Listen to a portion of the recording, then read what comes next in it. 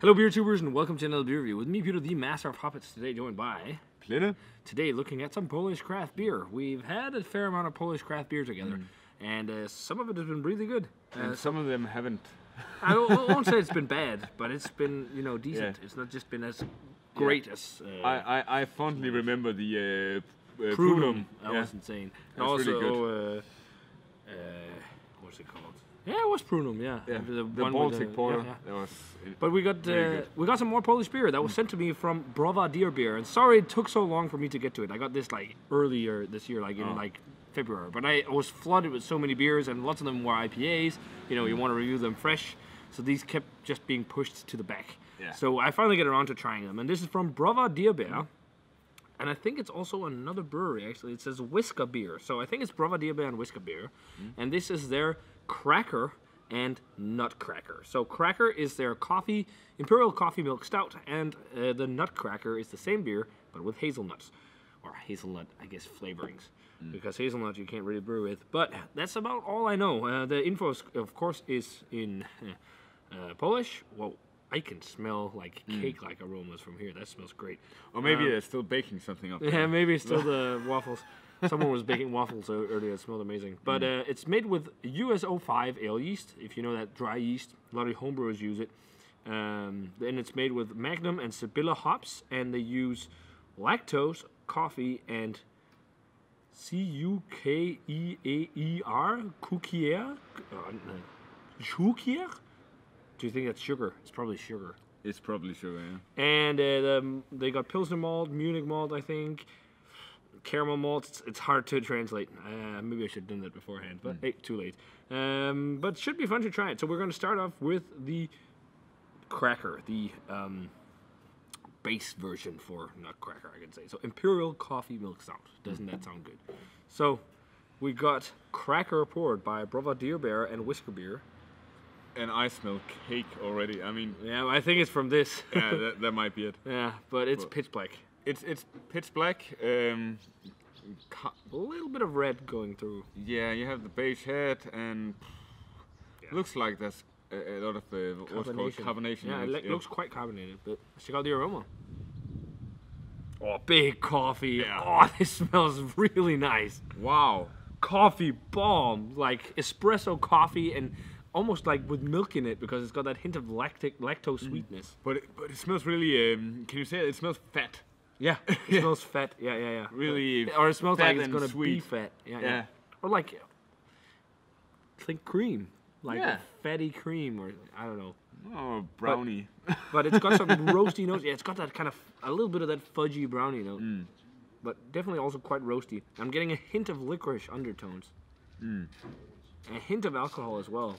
But big coffee aromas. Yeah. I'm pretty impressed with the amount of coffee. And really nice lactose. This smells like It smells great. amazing. Let's give it a taste. Yeah. Cheers, and thanks to Cheers. Breweries for the beer.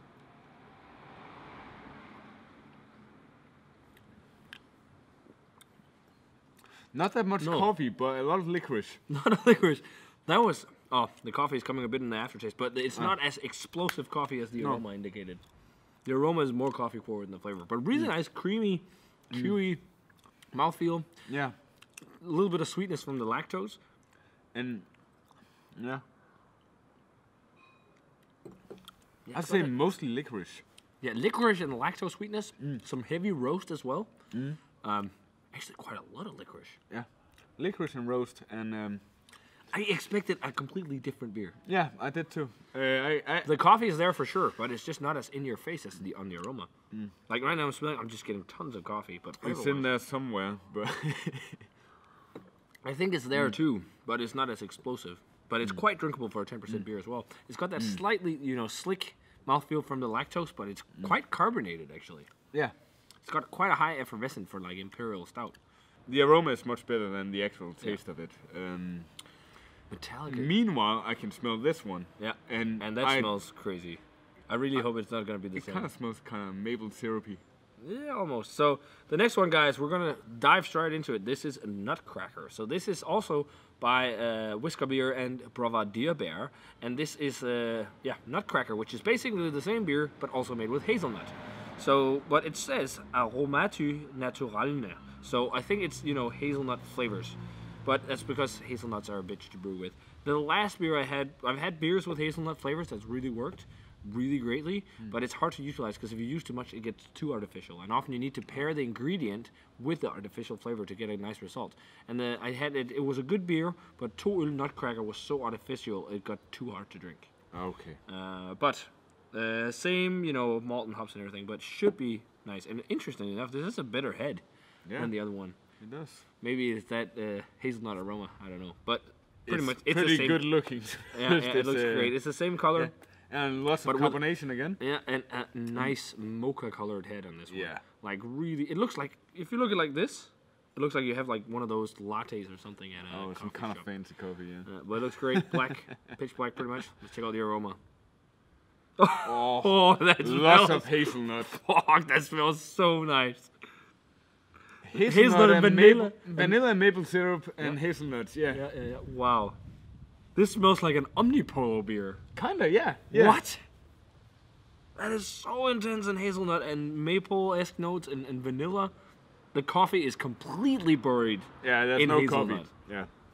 And actually, it smells nice. It's fudgy. It's like cakey, brownie batter-y. But that licorice and all that, it smells like a completely different beer. Holy shit, that's a lot of hazelnut. Let's try it. Cheers. Yes.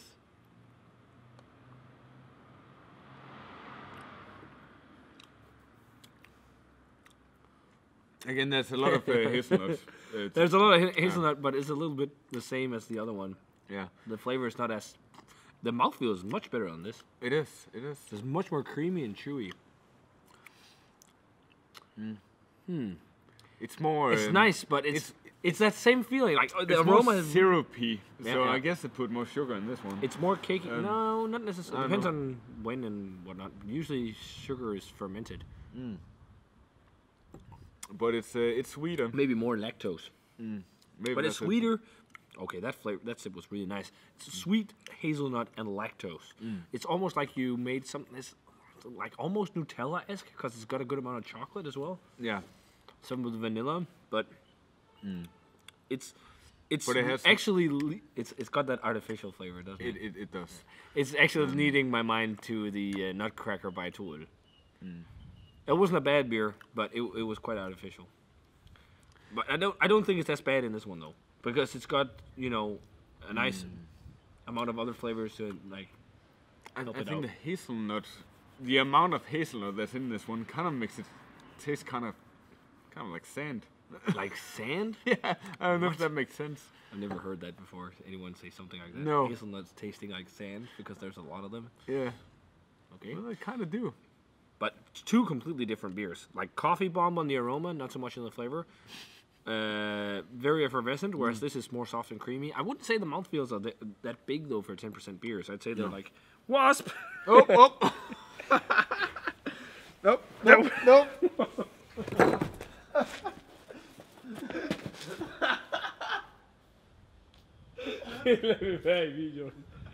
Stupid wasps. I hate wasps. Yeah. They suck, and he does too. But we're talking about the hazelnut and all these flavors. It's more fudgy and sweet and creamy. But for me, like the mouthfeel is not that big on either of them. I think on this one it's the carbonation. Now it's died down in the glass. It's actually quite oily. I think it's just when we just popped it and the carbonation was so intense.